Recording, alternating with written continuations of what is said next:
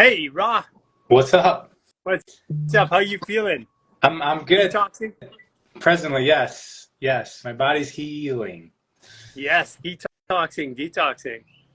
Yeah. I was in bed all day yesterday. I couldn't move. But today I feel better. And Carolina's been down too. Yeah. For a few days. So So what do you feel in the symptoms? And by the way, yesterday is a Grandmaster Libra day. So basically anything that was out of alignment with you from an emotional balance perspective, spiritual side, would have been coming out yesterday. so for me it was body pains generally everywhere, a lot in my head, but mostly in my lower spine and the back. So where the spine meets the pelvis. It was in extreme excruciating pain. So so that's all basically lower chakra stuff you were releasing. Well, I'm excited for it. So have you had any great epiphanies yet? No, I mean, a lot of it is just dealing with the uncomfortableness of the body going sideways and like literally sideways horizontal on the bed and dealing with any sort of like, okay, I guess I'm doing this today instead of what I had planning. And just realizing that I'm able to do that, and I'm not suffering through this because I know these things happen in life. And so I'm practiced at being uncomfortable, and it's good to use it in situations like this. So did it so I mean this is a good conversation because I'm really good at fixing pain. I know everything to get the body out of pain that you can imagine. And lately I've chosen when I have, because people ask, oh, wow, are you out of pain? Well, of course I'm out of pain, but we're like four-wheel drives. We're going off-roading all the time. Every Right. once in a while you have to fix something, or you're gonna have to deal with a with a tire that's not doing exactly what it's supposed to. So did you have, for this last little while, I haven't been trying to fix anything. Like when after the Joshua Tree event, I had my rib cage. There's a video we put up today where you were working on me. That's what shifted my rib cage. And then Mm. we did the Joshua Tree event. Well, that night I couldn't breathe. It was Oh, like because really? my rib cage is shifted. But I chose, instead of getting Jason and Cynthia to fix it, I chose to sit in it. I sat in it in the plane the next day. It bothered me the next day. I was all curled up, and then the day after, and then it went away. Just a little bit less, and went away. And I remember the first time that I felt that pain was 13 years old. And so I had all these memories of times which my body had been in that pain cycle. And it came up, and I got to choose, because then I felt helpless, like no one was listening to me. And this one, I'm like, okay, this is just my body working through it. So I got to choose something different. Did you have any of that experience? So it's actually crazy that you say that because the night before, so yesterday was when I started feeling like a little off, and then in the middle of the day I was like down, unable to do anything. Around But 11:29 a.m. um yeah, pretty much. That's when we went into Grandmaster Libra, and you're Libra. Because I woke up early and then that's like middle of the day for me. Well, so the night before I was working on something on my shoulder, right? I've always got, because I played hockey, so my shoulders have taken a lot of damage. And I was working on my shoulder and I felt it go to a place I've never ever been before. Like ever. And I felt a lot of release. Didn't think that has anything to do with what you're talking about now, but after you explain your symptoms, maybe it does, because it was the last Oh, real for thing I sure. did with my body. Yeah, with this whole area here, it's right from here to here and here to here. It's opening up your heart. That's what you were doing when you remember when we were doing that maneuver and you're pulling, and I'm like, oh my gosh, Hmm. because I have been going through this journey without getting a lot of help, unless I really needed it, because I wanted to stand in front of everybody and say you can do it yourself. Right. And then when you were doing that, I'm like, oh my God, that feels so good. My shoulder, I could feel the fascia coming up here, releasing, and that was my heart meridian opening. And then that triggered in my spleen area, which is basically my worry. So it's fear of not opening my heart. Mm. I just remembered it started in my upper back and then went down into my lower back. Yeah, that's grief. Interesting. Yeah, and that's your left side too, right? You mean my shoulder? Yeah, is Is that your left side? I was doing my right side. This is Okay, right. that's your right side. Okay, so that's grief about father figure, masculine energy, grief about carrying the load of people physically in this world, having to support people. So you're letting go of those beliefs of I have to take care of everybody, I have to support everybody, and knowing your life. I think that's actually pretty much what you've been going through. Yeah. And you know what? I didn't think there was any parent, father, mother stuff going on. You know, when you're growing up, you just think it's all normal. And even just recently, like within the last few years, I've come into some realizations that, like, oh, maybe because of how things are, it really did impact my development. And I may probably still be attached to some of these issues. But it's crazy because I've been studying psychology for my whole life. I went to university for it and exercise science, and so I thought I had it all worked out. But there's just some things that came up recently that I was completely blinded by. Right. And that, okay, so this is happening to everybody on the planet right now. Nobody gets to escape this one. Nobody gets nobody gets a break, you might want to say. And for the next 2 months and 1 week, it's going to land in everybody what's either changed or hasn't changed in their body, because this is our computer. So if my computer is, my brain just processes it and tells me what's going on in my computer. So if I've been carrying on an emotion or an unhealthy behavior or habit, or I'm not recognizing something, the computer is like, okay, I'm done with the brain now. I'm going to push it all up. You're going to deal with it right now. And this is what the astrology says. And then for 3 months after that, they're going to do after that, for the next, after 2 months and a week, they're going to be doing the same thing in their community with their family, their friends, their work people. And then after that, it's the world. And that's where the trilogy of energy comes, where the Civil War, the World War I and World War II, all three energies collide under Pluto and Capricorn. And that happens right around April, May, which is April is the month of war. So you're saying that astrologically we're going into the same cycle that World War I, II, and Civil War happened. All at the same time. This is, and it's in a April. Pisces We're doing year. that. It's in a Pisces year, which is the highest spiritual year that we've had in 277 years. You just can't make this stuff up. So are you saying that there's potential for, so like when I hear that, I hear potential for war, but there's war happening everywhere. But I actually, like I was talking to Chris, I believe there's no, the war that we have is right now, like, I don't know if you saw it, if you saw it, or you probably didn't, you're out, but the live yesterday, there's a girl from the war zone that came on. Wow. And it's worth a watch. It's 30 minutes. Okay. And she talks about, she wasn't about, one side or the other. She was like about peace and humanity and how this had been weighing on her, and she was just in the middle of it. And she's a Libra as well. And she came on right at 11:30 when we went into Libra, and we channeled through her to bring energy to the zone. It definitely something to watch. But outside of that, generally, I don't feel that this is a world war. I feel that the war is perception. The war, even the wars that are being fought, are mostly perceptual, because we talk about the Ukraine and having all this war over there. Then I have friends over in the Ukraine like snapping pictures and showing me how cool everything is.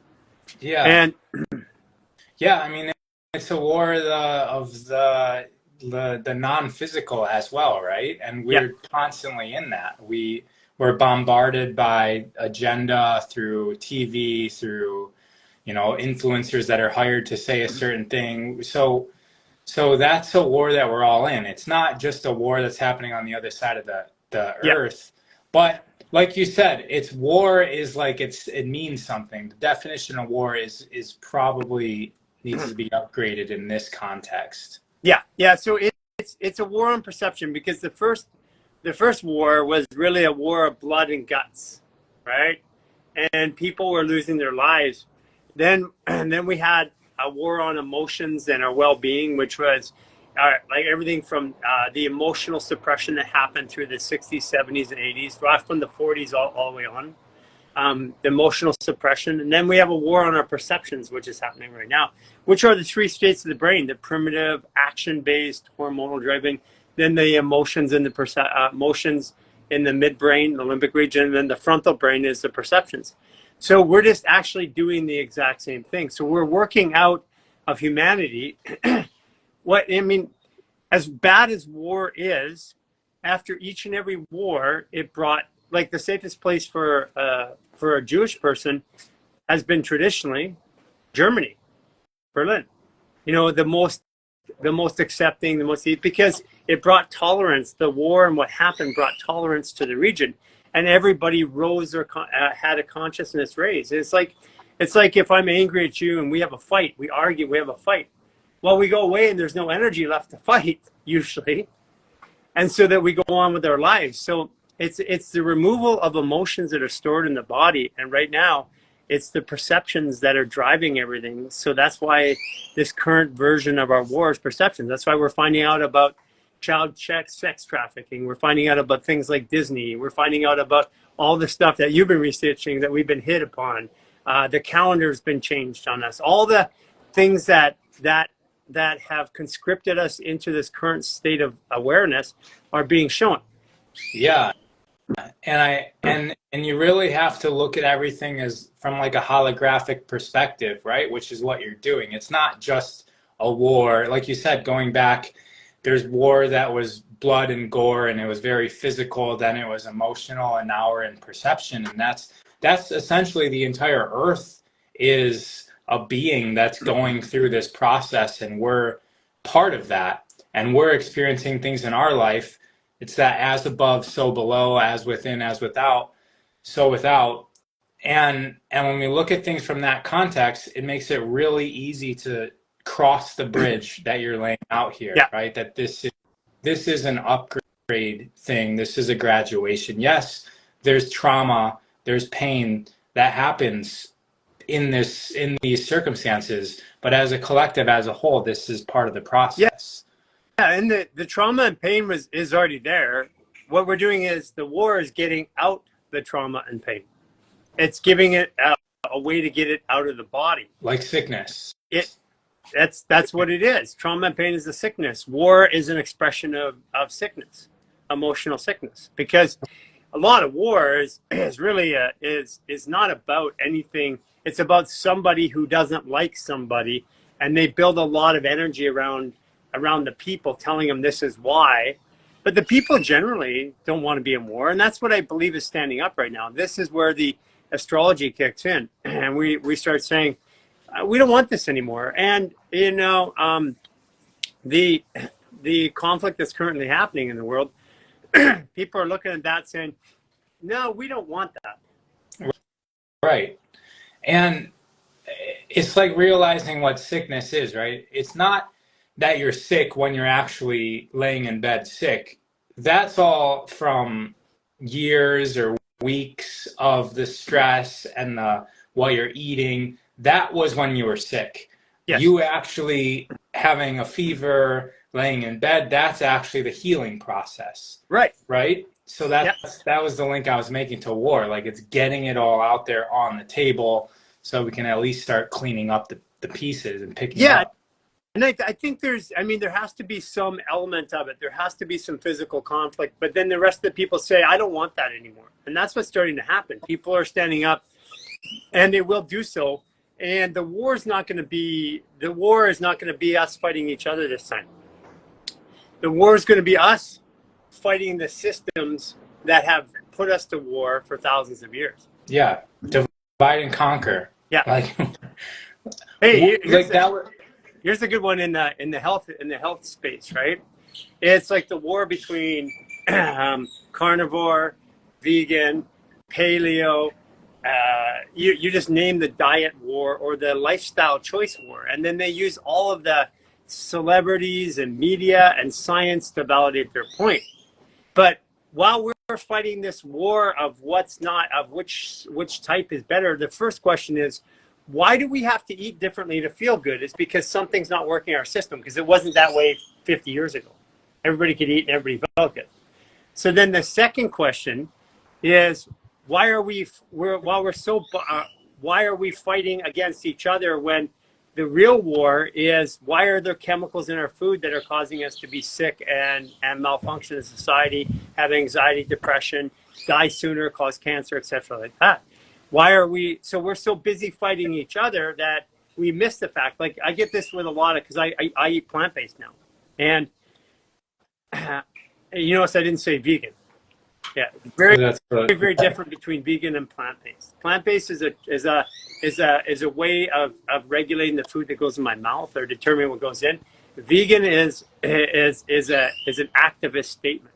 And they took the plant-based and they gave it a movement, right? Right. Like carnivore. There's lots of people, like, do we call the Inuits carnivore? That's all they eat. Right. They're not. They don't identify as carnivore, and they're the original carnivore. They just eat what's around. They eat the seals. Yeah. and so at some point we're so busy fighting each other that we miss the fact that they've been sliding chemicals in our food that have been causing the sickness, and then we get a flu. And traditionally, like what a flu does is people, if they really think about it, after a flu, they feel more clear, more present. They make better decisions because the flu itself is like you said earlier, is cleaning them. Then that means the bigger question is, then what was making them sick? Well, is their lifestyle. Right. Yeah. And even if we're trying to eat all organic, like you said, we cannot escape what's going on with our food supply. Even organic still allows 200 chemicals in America.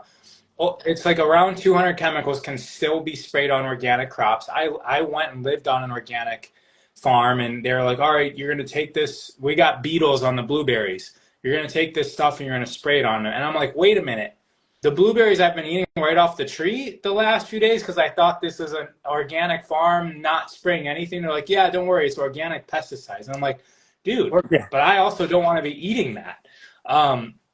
So yeah, organic doesn't mean much anymore. And then when you really look at the whole system of food, it's crazy. There's a movie called Common Ground. It's it's the second movie for follow-up to Kiss the Ground. Yeah. And right now it's being screened in select theaters all over America.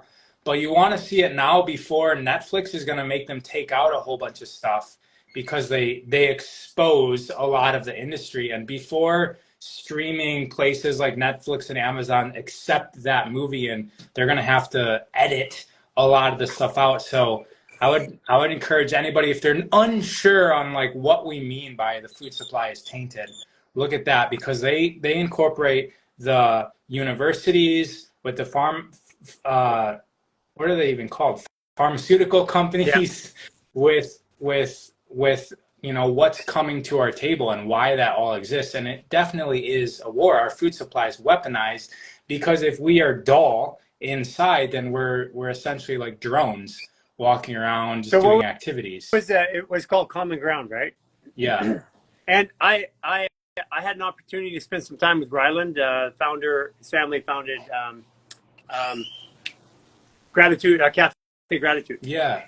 And so and they are the ones that created Kiss the Ground. So they created the foundation. So I had a chance to spend some time with them while I was in Los Angeles. And I really liked the movement. What I was curious about is I said, okay, so why is your family, after producing more vegan meals in a restaurant facility than anybody else in the world, why did your family choose to go back to eating meat? Wow. Interesting conversation. Well, two things that came out of that. First one was this. And the first one was the vegans were protesting for, I don't know if you remember that, Cafe Gratitude. They were like protesting for months and stopping people from going in, yelling at people and stuff like that. And it's like, it's not the people's fault that Ryland and his family started eating, but they were like protesting and being aggressively violent towards the people going into the restaurant. That's what veganism is. Right. It's a movement that does that. And so I asked him, and his family, they have a lot of money. And they said, well, we spent 20 years and X amount of $1 million, can't remember the number, but it was a lot, to try and find a third generation vegan who was healthy. And they couldn't. And this is, okay, they're doing the research in today's time, last 20 years. And I'm like, well, the problem really isn't, their supposition was right, but the problem wasn't that. The problem the last 20 years is when plant-based diets, like if you go to a lot of doctors that were working and healing cancer back 30 years ago, 40 years ago, they were doing it with plant-based diets as a predominant thing. But what's changed in the last 40 years is those plant-based diets are now loaded with pesticides, herbicides, and chemicals to the max. That cause cancer. So they were looking at they were doing everything right, but they missed the biggest part, which is you can't look at plant-based. You have to look at and even saying organic doesn't even make sense anymore, because a lot of organic, like you found out, has pesticides. It's purely 100% chemicals. Yeah. Instead of counting calories, we need to be counting chemicals. Yes. We have to be aware. Okay, let's put that down. Instead of counting calories, we need to count. Yeah. Stop counting calories and count calories. Right. I got that from my wife. So yeah, I mean, it's true. You want to just make sure that your food is pure first and foremost. Like that's first and foremost. And then you can start making decisions on the macronutrient split or what types of foods. But if they're sprayed with chemicals, it's just poison that you're eating. And like you said, vegans, vegetarians, these are some of the most toxified people on the planet because they're dousing themselves with their juicing. Like if you go to Whole Foods and you're getting a juice from Whole Foods, or pretty much every juice stand, they're using non-organic fruits and vegetables. Yeah. And you're just drinking it in massive amounts of quantities, and that's 20 to 40 times the quantity that you would if you're consuming the raw plant itself.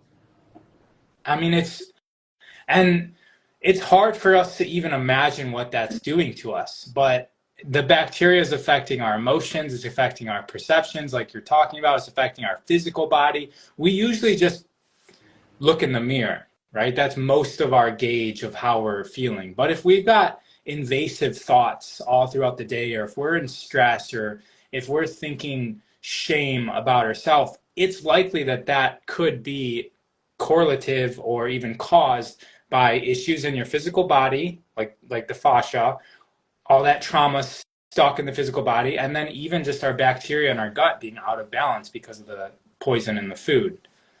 So someone said, yeah, if the organic ones are being sprayed, well, then what's the difference? Well, actually there is a difference, because you first of all, we teach people not to use the label, and the 28-day reset, we start to teach them to use your body. Your body can tell the difference. You need to know how to do that. And that's the first thing. And then the second part about it is it's going back to local source. It's that we've been taught to buy from a store, which it gets shipped and transported. And there's another issue, because you can be organic, but if that plant has been disconnected from the vine for like 3 weeks or 4 weeks, you're basically getting virtually no nutrients anyways. And if you haven't done this yet, go to an organic farm, grab the vegetables that are picked that day and eat them. And better yet, if you can go to one where you can pick it, take it, cook it right away and eat it. Compare it to that same, or eat it raw, compared to that same vegetable 3 days later. Yeah, I mean, it's got the life force energy in there. So it's not just the chemicals. And this is where, and then it's not, technically it's not the chemicals causing cancer, it's the chemicals causing a hormonal disruption and pH disruption in the body, which inhibits the body's ability to remove cancerous cells, which are already there every day. We already have cancer. Everybody has cancer. I got cancer, you got cancer. Healthy bodies have cancerous cells, and the immune system takes them out. That's what's supposed to happen. But the immune system goes, oh man, it's like it gets high on the supply, and it's like, oh, smoke the doobie. Hey, there's some cancer cells. And they're like, dude, just chill. It's not that bad. You know, and that's what all the good cells are doing. Right. or they're confused, or they're attacking our own body parts. Yeah, You know, there's people heard about leaky gut. It's essentially food going in, destroying the bacteria in our gut lining, and then the body can no longer take in the nutrients from the gut, so it starts actually like making holes in itself because it it's does. trying to get in nutrients. And then now your feces is going into your bloodstream, and what's going all over your bloodstream is foreign body part, like foreign objects that's supposed to be going out the other end, but now it's in your bloodstream. So now your body's attacking itself. It's attacking all the things, and that's what autoimmune disease is, right? It's auto is self, and it's attacking itself. As And, a matter of fact, I have my ex that just popped on. Hello, Petra. Talking about autoimmune, she had RA and Raynaud's, and now we have thousands of people actually curing themselves from RA and Raynaud's. But here's an interesting way that this happens. We have, okay, so how does a pesticide and a herbicide work? Okay, what it does is that the pesticide erodes the stomach of the insect, and it does it in about in 24 to 36 hours. So the insects actually die of starvation. So right. what does it do for us? Because we're taking trace amounts of it, and we're much bigger than the insect. So over time, that same erosion happens in our small intestine, which causes leaky gut. And then that's how the foreign bodies punch their way through. Mm-hmm. And herbicides are similar. Herbicides attack a system in the microorganisms in the soil, and it does the same, and then it makes the plant not be able to grow because the soil's not working. Yeah. And they just then spray fertilizer on it so that it starts working. But as we eat the residue that's in and on our food, it starts to erode the microorganisms in our gut, and then it causes a whole bunch of problems. Unless we go to glyphosate, which I have no problem talking about now, but glyphosate tells the body that you have, because it's made glyphosate glycine. So it's a fake form of glycine in the body. So your body uses glycine to build protein, build scaffolding for your muscles, your tissues, stuff like that.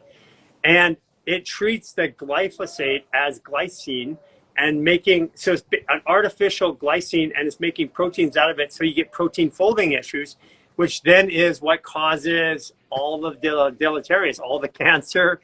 It causes pH imbalances. It causes calcification of our fascia, which is now the big one, which I'm not 100% certain I can talk about too much right now. I got warned on that one. Yeah. Like literally, we'll take you down forever if you talk about it.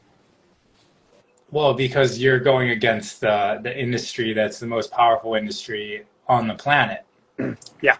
But back to rheumatoid arthritis,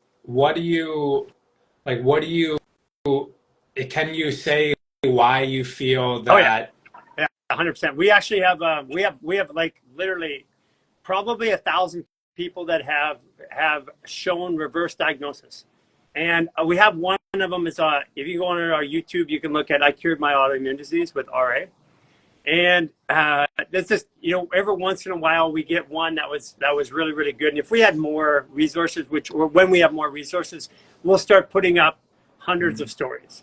Right now, right, we put up one for each event because we got so much to do. But basically, there's a couple of things that happen. All autoimmune disease, all of it comes from there. So when the small intestine is not properly functioning, and then there's a cascading series of things that happen. One of them is that we get malabsorption of food. So we eat food, but we're not getting the proper nutrients. So that fires the wrong hormones, and then the body overcompensates. That's number one. So the first thing that happens, cold hands, cold feet, anxiety, depression, rashes, rosacea, eczema. And then they're all progressive. So all the autoimmune diseases are progressive. And right now you're seeing, because of the recent environment in the world with medication, we're seeing that the progression of the diseases is we're having autoimmune-based heart symptoms, autoimmune-based Alzheimer's, autoimmune-based MS. So they're actually diagnosing it as autoimmune-based MS, autoimmune-based dementia. So it all comes from the small intestine. And you got to go back in a little history and look at what the small intestine does. The small intestine, when a baby's forming in the uterus, and that little egg is there, and it starts to, and it fertilizes, there's two nerve clusters. And that shows up around 6 weeks, and nobody can tell you which one is going to be the brain and which one's going to be the small intestine. That's why we don't have emotions here, so we can't have depression here. We have depression. This is telling us we have it. Right. So what happens is those two things are inextricably linked. They're always linked. And when the small intestine isn't working, then all of a sudden it starts sending the brain, we no longer get the serotonin. So now we can't see the connections of the world. So it makes us feel disconnected. It can cause anger, frustration, sadness, whatever. And then from there, we start making different choices. It's like if I eat really bad food and I don't go to the gym, I'll eat more bad food. But if I start taking care of myself and eating healthy, then I want to take care of my skin and my house. Yeah. You have an investment to protect. Right. You get motivated to protect your investment in health. And this is why autoimmune treatments. So we've been dealing with autoimmune clinically at the Human Garage with, I'm going to say roughly about 2,500 of our patients had autoimmune. And in the upward range of about 80%, just a little bit above 80% had reversed their symptoms.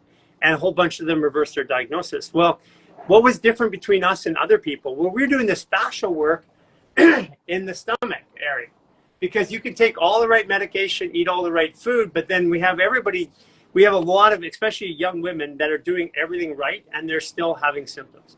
So when we do things like the psoas release, that's actually opening up the organ tissue between the small and large intestine. It's not the psoas. Belly button untorque, ileocecal valve release. Those are opening up the flow between the small and large intestine. Because if this valve here is blocked, then this gets blocked up. Well, now if it gets blocked up, I have food that starts to rot in there. It's supposed to pass its way through. Well, that rotting comes out in our skin, our thoughts, our emotions, and our blood. And you said that eczema, rashes, that's all just a stage.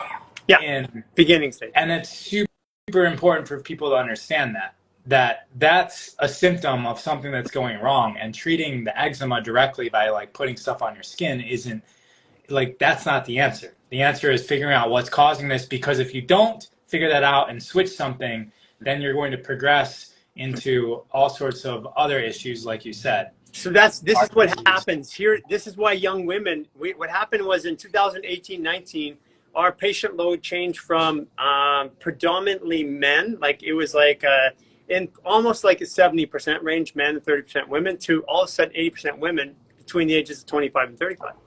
And why? It's because it's a generation of millennial women that had been born into this chemical confusion, and they started getting younger. And you think about why it happens. Boys, they're like wash and go. They don't wear makeup generally. That's not a true statement anymore, but they have less chemical intrusion because we're putting makeup on young women, on girls, on the babies, 3 years old, 5 years old, that has carcinogenics in it. It has chemicals in it. Then we have the feminine care products. Today, a tampon has the same chemicals as a cigarette with bleach on it. And you put it right into your epithelial tissue. So like literally you're putting it into your blood directly. Like technically, I joke about this, but it's true. You're better off to eat your tampon, digest it, than you are to insert it. Because at least your digestive process will take part of this stuff out. Filter, right? And then what happens is the perfumes and the dyes and the hairs and the fingernail polishes, all toxic, heavy toxic. So by the time that they get into their teens, now they're starting to deal with skin conditions that they're putting creams on. And then they're getting anxiety, depression, cold hands, cold feet, and it progresses, and they medicate it into their early 20s. By 25 to 35, now the symptoms are at a point where it's stopping them from doing something in their life. And human beings tend to change when the pain of staying the same is greater than the pain of change. So when they can't do something they want to do, now it's, I got to go deal with it. And this is what happened at our clinic. 25 to 35-year-old and it flipped. And this is when I said, "Oh my gosh!" So I went on a podcast with Sahara Rose, and I said, because we found out just saw her hiking, and we found out we found out why. And I told everybody it's all the chemicals you're breathing. And here's the chemicals. Here's how you can test for it. Here's how you know it's there. Well, after that, the bank shut us down. FDA came in. The medical board came in. The state.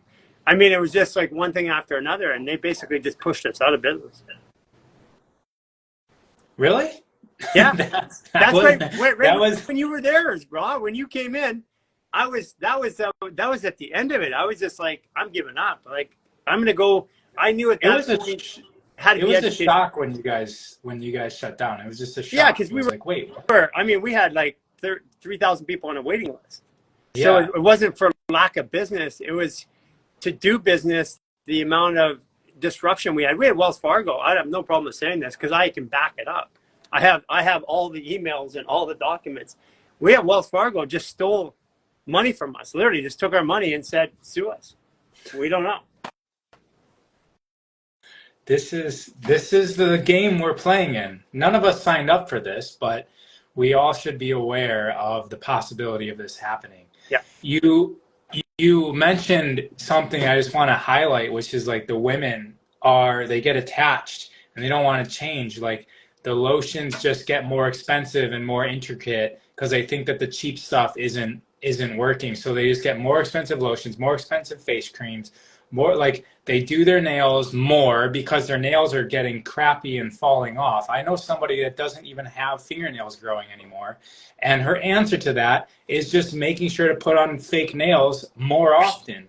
And and it's crazy because if I walk by somebody and I smell a whiff of anything, perfume, like I can't even breathe, right? I have to hold my breath and walk by the person.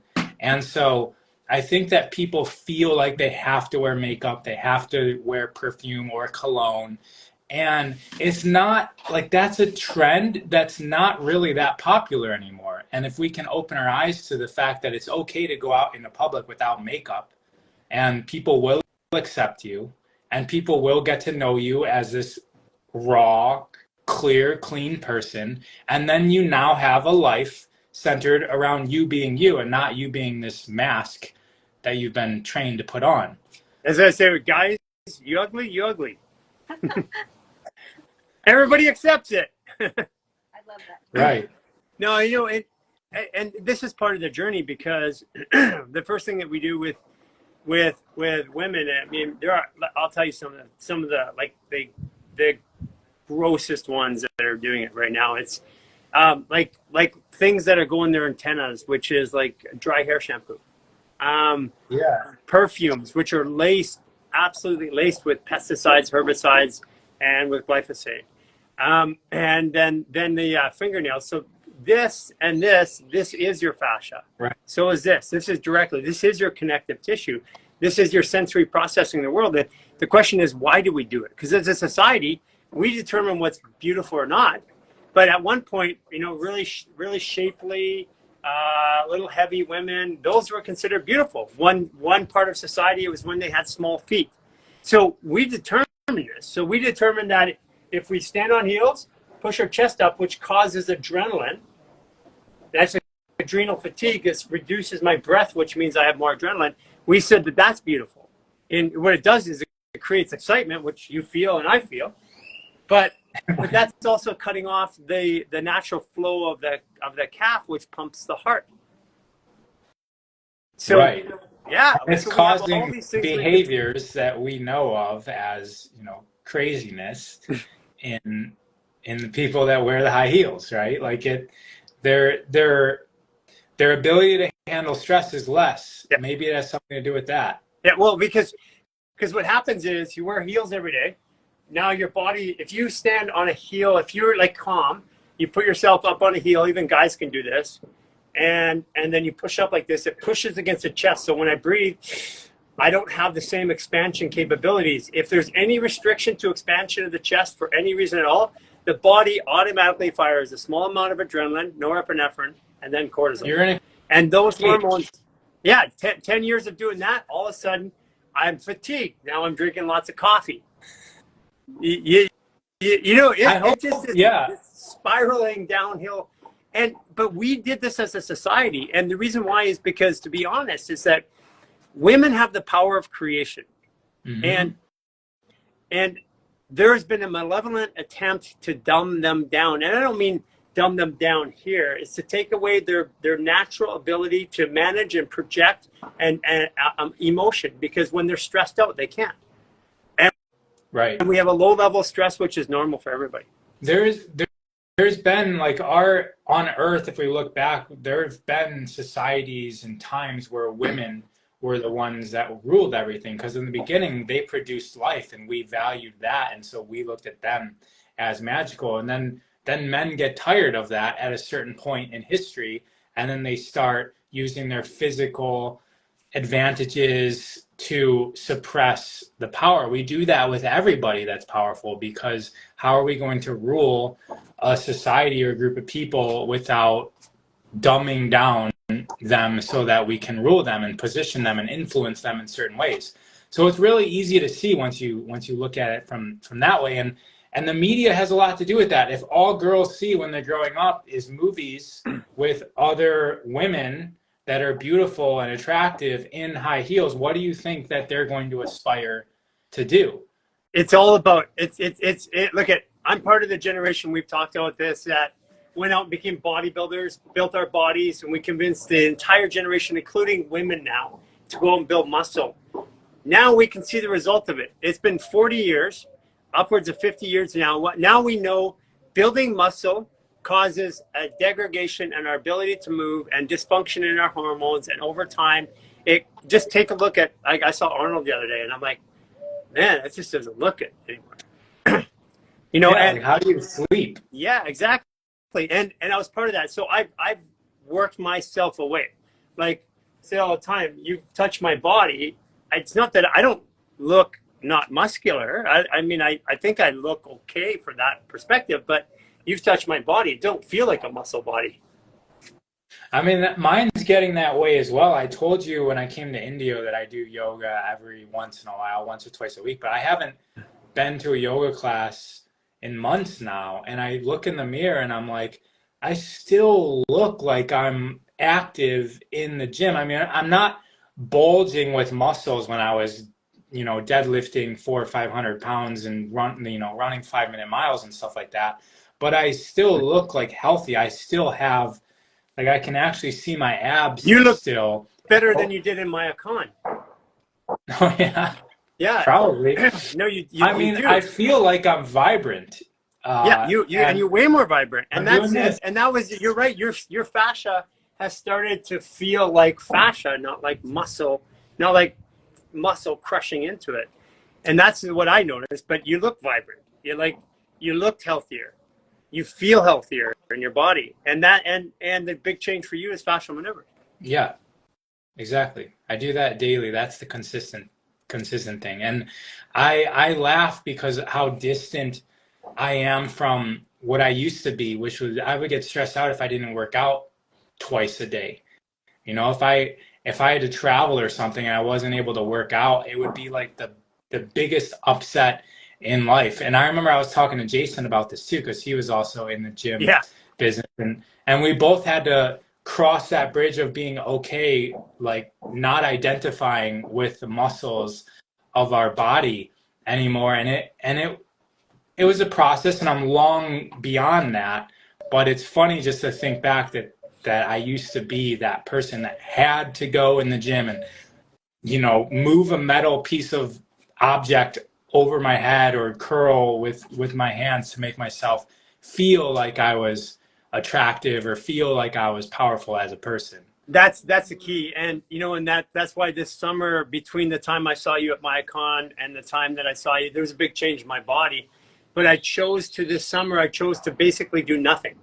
I swam a little bit. I did the bare minimum fascial maneuvers, the ones not as a practice, more just to get my body calm, bring it back into balance. I did a couple classes, but I did about 90% less fascial maneuvers. And at the end of the summer, I looked better and felt better and moved better than I ever have before. That means that whereas when I was working on muscles, I had to work every day to keep it up. And if I didn't work every day, eventually it slipped backwards.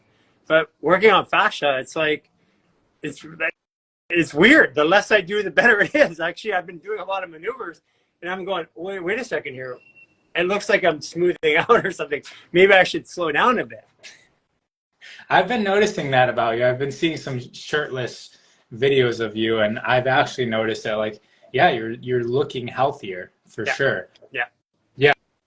I mean, it's not to talk against the gym thing because that was my whole introduction into health and wellness, but I can talk against it.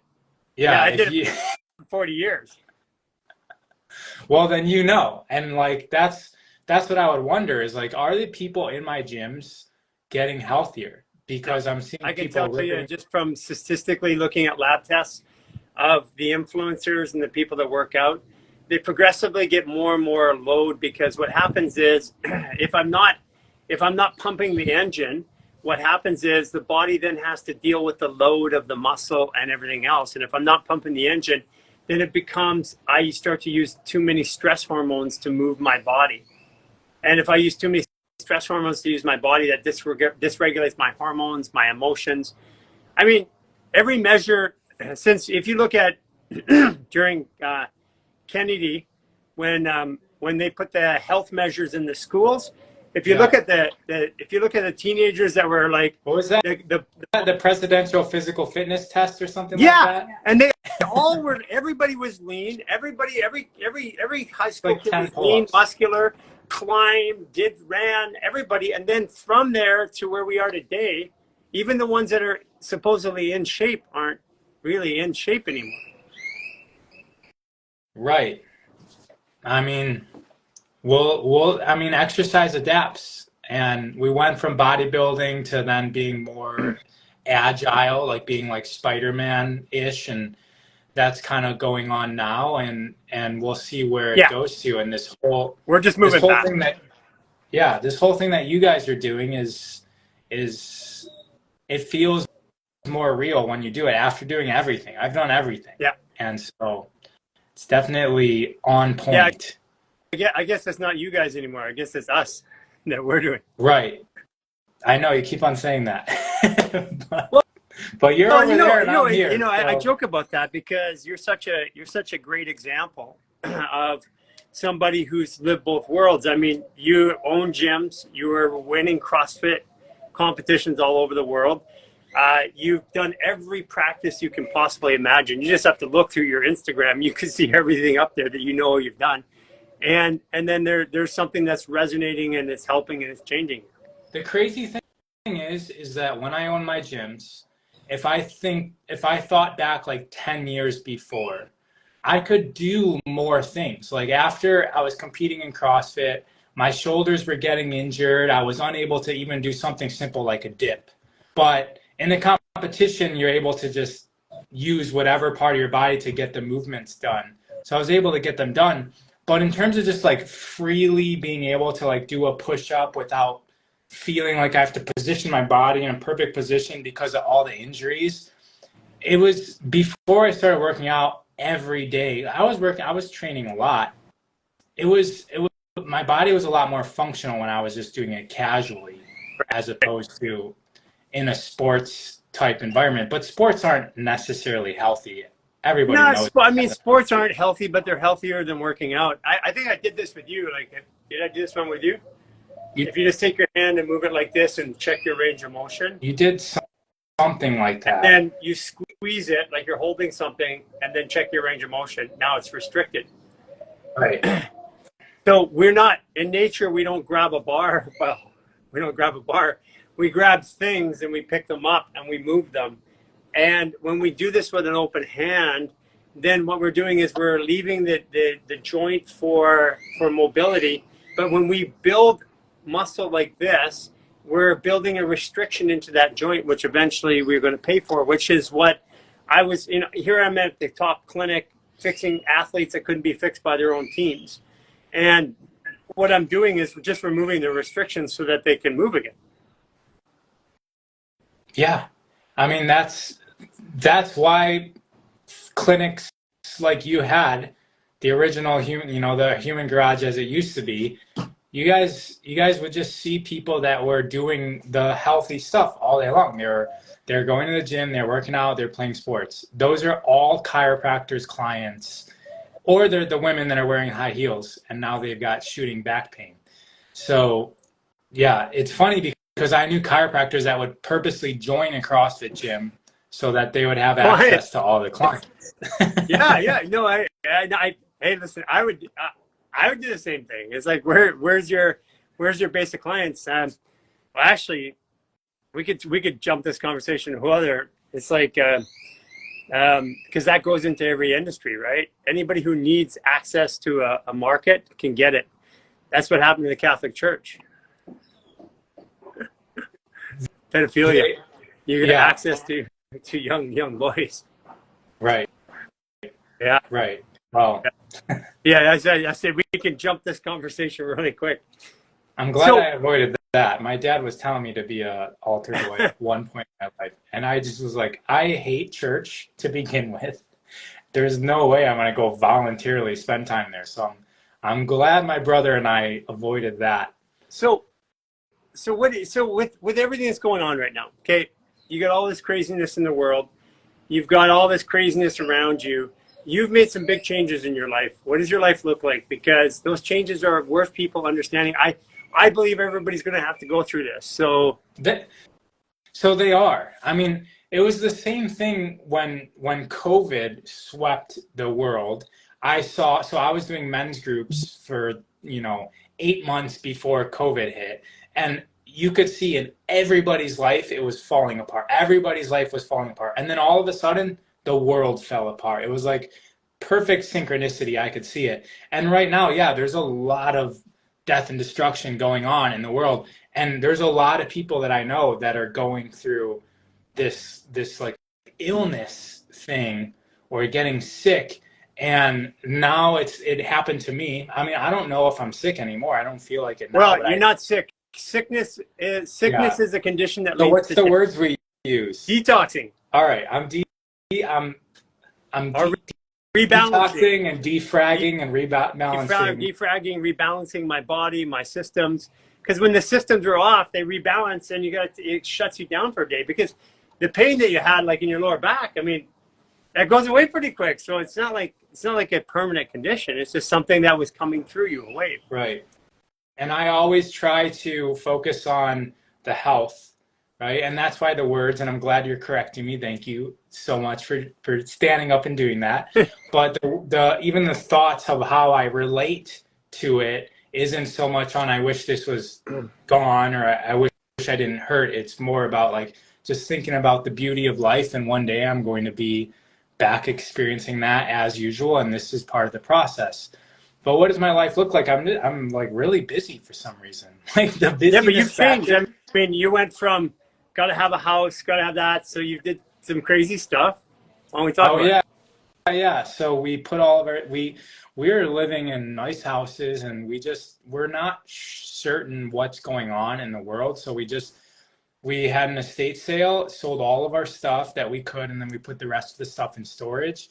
And right now we're just living in Airbnbs until we figure out like what exactly is going to happen. We're versatile this way because we also can't trust California, Los Angeles, America, where we live.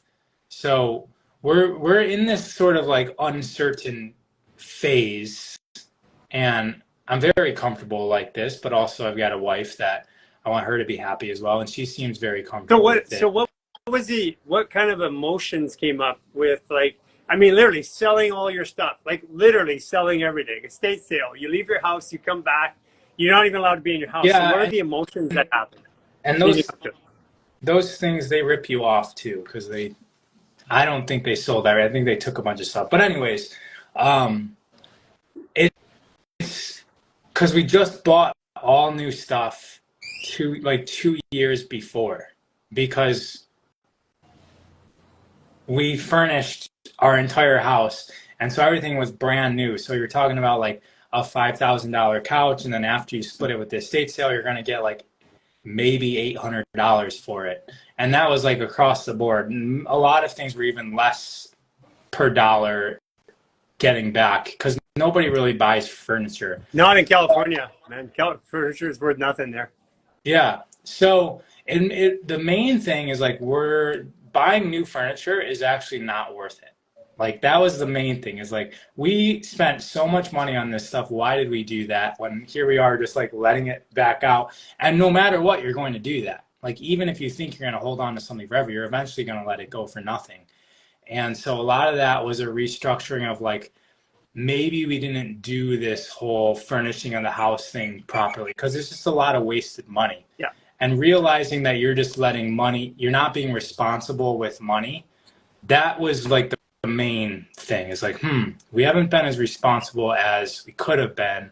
And so hopefully I take that lesson into the future. I don't know though.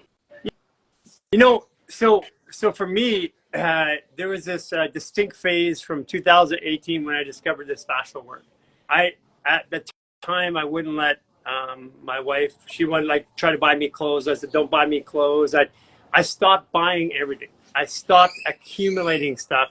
And then I started letting it go and giving. And so I had this, but I didn't know I was going in that direction. I started giving up all my possessions. And it was like just a calling. And I had clothes to work in. I had clothes to go out in. That's it. That's all I needed. I didn't need anything else. And eventually just sold everything. I mean, every detail, everything I had, and left it behind. As a matter of fact, when I came to Canada only with a backpack, which was, I mean, I didn't even do that when I moved to the United States from Canada. I took a bunch of stuff. I took cars. I took all kinds of stuff with me. I started completely over everything. But you did that without a wife, right? Yeah. Impossible with a wife. But today it's like if we're packing up all my possessions, it takes me 5 minutes to pack. It's in a backpack. Right. And right. You're still like that. Yeah, that's what I'm saying. And I feel more free that way because if I want to change, if I need to change, if I want to go somewhere, and people are like, well, what if you want to have this? What if you want to have extra clothing or you need a suit to do this? And I'm like, no, I don't. As a matter of fact, if I have to wear a suit, I'm pretty much not going. Mm-hmm. And that's just where I mean, this from a guy who wore a suit for like almost 30 years straight. So there's a lot of closure in getting rid of everything, right? Now you don't have loose ends. And for me, that's very freeing. Some people, they feel scared in that circumstance. That's what I'm talking about, the emotion. That's what everybody has to get rid of because it's our core of who we are, how we feel about our world, how we feel about like our lives. It's the fear, the anger, the sadness, the grief, the shame. That's what's got to come out. And it starts off with possessions. And then after the possessions are gone, then it's like, oh, those weren't really my possessions. My possessions were all these narratives that attach me to all these weird feelings. I mean, hanging on and identifying with our physical stuff is it's a stage that we all go through. And a lot of us never let go of that. And as we get older, we just accumulate more and more toys, but we're not taking them anywhere. And if we can get beyond that and we realize like the true value of ourself isn't in our things, then we can actually start to look at and identify and evolve the concepts of self that we do take with us everywhere. Yes. How is our perception of the world? Because that's more valuable than the car that I have. If I'm able to look at my car as a beautiful thing, then the actual car doesn't matter so much. Yeah. Right? Yeah. And our perception is much more valuable than the things that we have and how we emote and how we relate to others. And I've cleaned house a couple times. Like when I closed my gyms, I did the same thing. I just shed everything, even my place of living, and I just trusted. It's self-efficacy, having trust in yourself that you are able, that you are efficient enough to go through any sort of challenges or projects that you're in. That's what leads to self-esteem. And with self-esteem, we're confident to do those things. And so if you have low self-efficacy, low self-esteem, there's going to be threats and fears that creep up, and it's going to be very easy to overtake you. So really building your trust in self is going to allow you to trust yourself. And we all get to do that. Just like we're talking about, how do we move our body? Do we work out? Do we do yoga? Do we do fascial maneuvers? How do we do it? It's the same thing with our mind. We practice how we perceive things. It's all a skill that can be practiced as well.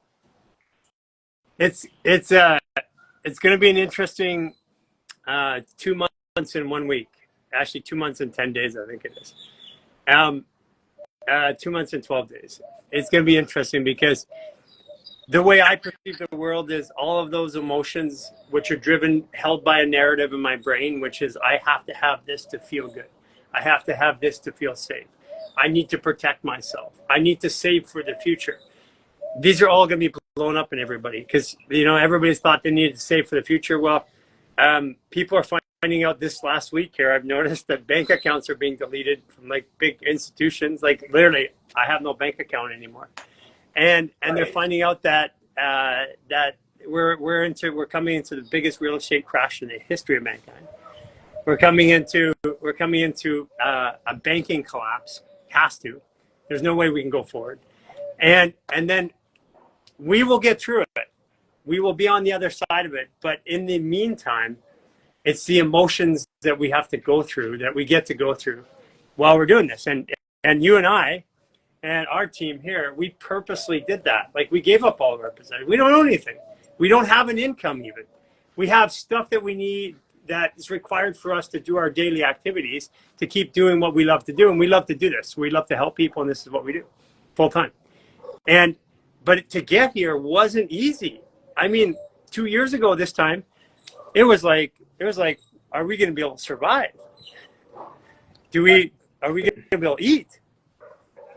I mean, in a way, that question's still there, but it's not a question anymore. Right. That's what I mean. Like it's happening. Yeah. So we had to have a little bit of belief that life would support us, and then we got some evidence. Like when we ran out of food, literally ran out of food, and Cynthia comes up and we've got a bag of potatoes, and this is because we made our programs free of charge. And it was like, this has got to work. Somehow it'll work. And then literally she goes, well, I can make potatoes this many ways. And our family was bringing us food. I mean, people would support us, but we're like, no, families, we don't want that. So, every time they come over, they bring over like some vegetables and stuff like that. Mm-hmm. And then that day we got a $50,000 donation. Yeah, I mean, there was more to that. I was at the grocery store trying to figure out how much I could buy and then what I had to put back, give to the checkout to put back. And he called and said that we had gotten the donation. So it was real time into the last minute where the manifestation then started to come in. But it's hard to go to that point where you trust that you just have potatoes and you're going to move forward and wait for the manifestation. Yeah, you guys weren't just sitting on the couch either. You were living as if you had that donation and it was coming. Yeah, and that was only like 18, 19 months ago. Yeah. So true. Right. I mean, you're still doing that. You're still aligning reality and producing. But there's no fear about it now. Right. That's the difference. Like our outward circumstances haven't changed, but there's a knowing that every time that we put our intention, like the retreat we're going on, right? We put our intention out for the container of the retreat, and then we got exactly what we put our intention to the dollar and it's like, man, why didn't we plan a little bit of room here, right? And it's like, it was showing us that if we asked for a little bit more room, we would have had a little bit more room, but we planned it, like it literally balanced out to the dollar. Yeah, being specific is very important when we're creating. And you learn these lessons, like you guys learned to overcome the fear and trust, right? So you learned that lesson and you didn't have to re-experience that. Or maybe next time you re-experience that at a graduated level. Yeah, that's right. But now everything's a lesson. And if we can see the gold in the lesson, then we don't have to go back and re-experience it. If we're ignoring the lessons and blaming other people for things not working out, we're just going to get to re-experience that, and we can spend our whole life doing that. Or we can take responsibility and be effective in this scenarios, operate from our highest self, and then more lessons come. I mean, you don't just get to relax. That's not, we're not here just to relax on the beach. That's definitely what I learned, is that I was waiting for the lessons to be over instead of learning to enjoy the fact that they're there. Right. Exactly. So like when we have a tough spot right now, because I mean, we have tough spots too, but we have tough spots in our lives. What I do is I train myself, instead of going, oh, because I was like, oh shit, another one we gotta get through. I train myself to, like, I laugh and I go, oh my gosh, this is gonna be a good one. Let's see how this works out. You know, and I train myself to do that because the whole point is that it's going to work out. And every time I put my mind on it's going to work this way, I'm going to be disappointed because life is going to show up a different way. Yeah. The excitement for, I wonder how this is, I can't wait to see how this is going to turn out. That's the stance I take. And it's in so many ways, it's effective. It does work out in some way. And if you look at your life as a movie, yes, you're in it, you're actively participating in it, but also observing yourself within it is really exciting. It's just another dimension. Somebody asked that question. I'll tell you what I tell people. Should I take the money out of the bank? I'll tell you what I tell people that I know that have a lot of money. I said, all that money is just fictitious anyways. It sits in this digital account until one day to protect you. And you feel protected because you have it. If you take it away, all of a sudden you don't feel protected, but you weren't using it anyways. So nothing really changed. So I tell people, whatever you want to do in your life, get the resources, the tools, the location that you want to do so you can do what you want, so it makes your life flow. And don't save for a rainy day. Get what you need to make your life work. That's what I tell people right now, because our currency has to go through a change. What that looks like, everybody's saying that they know and they can predict it. I predicted the stock crash of 2000. I predicted the telecom crash in 2003. I predicted the mortgage crash 2008. I have zero prediction on this. I don't know how it's going to go. Right. And know that the value isn't in the money, as we've been talking about. No. So if you use that money to increase your value of self, then you take that into the future no matter what. Yeah. That's a good place to end this on. Ra, it's been fantastic. I can't wait till next week. Next week, I want to dig into some of those esoteric topics. Okay. The ones that, I've had Cultivate Elevate on as well.